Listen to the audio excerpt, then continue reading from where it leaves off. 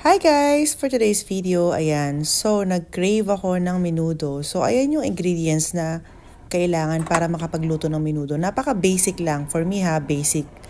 So, usually talaga, piniprito ko muna yung bell pepper, yung carrots and potato para crunchy siya pag kinain. At huli ko siyang nilalagay sa menudo.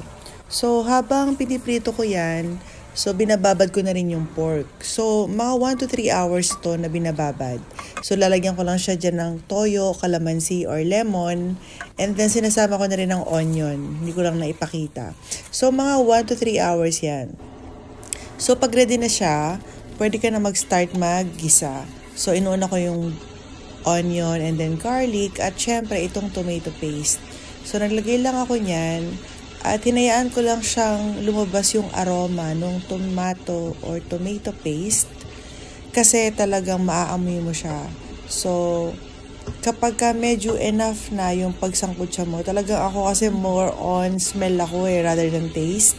So, isinama ko na dyan yung binabad kong pork na may toyo, calamansi at onion. So, ganyan lang. Di ba napakadali lang for me Ewan ko lang yung iba, pero yan lang talaga yung basic na ingredients na alam ko. Pero masarap talaga siya.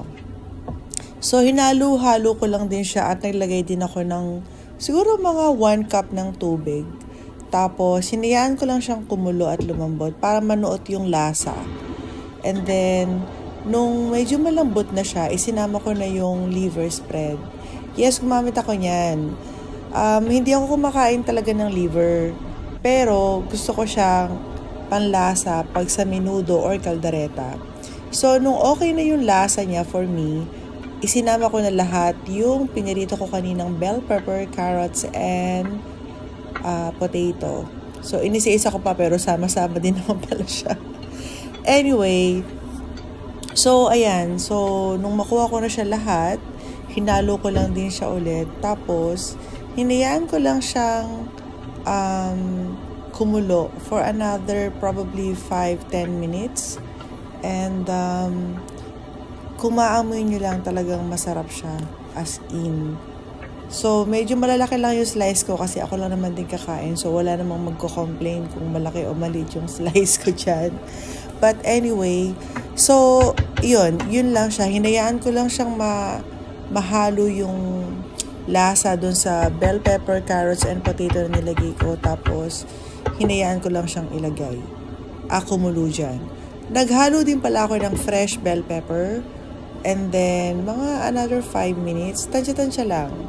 So, ayan. Nag-steam pa ako ng mukha. Pero, guys, kung makikita nyo talaga yung itsura niya, ayan siya, diba? So, kanina naglagay pala ako ng bay leaf. So, hindi ko lang na-mention.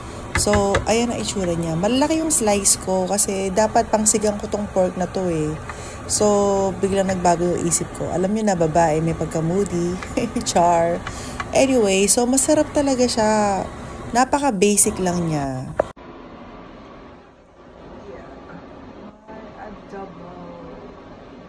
Okay, adobo finish. I'm so excited. Hi! It's taste test time. So, ito yung portion ng menudo. So, try natin.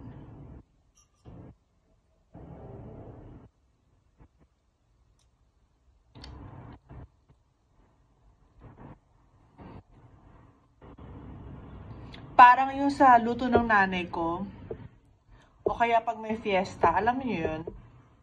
Ang sarap!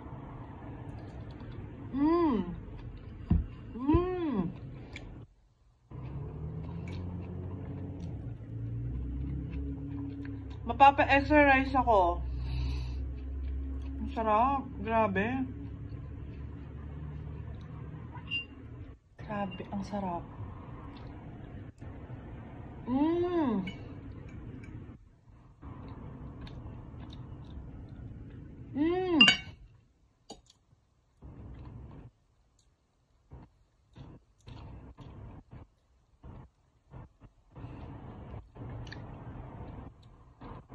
So, yun lang. Kakain muna ako at Thank you for watching at syempre, ang palagi kong sinasabi, oh yes!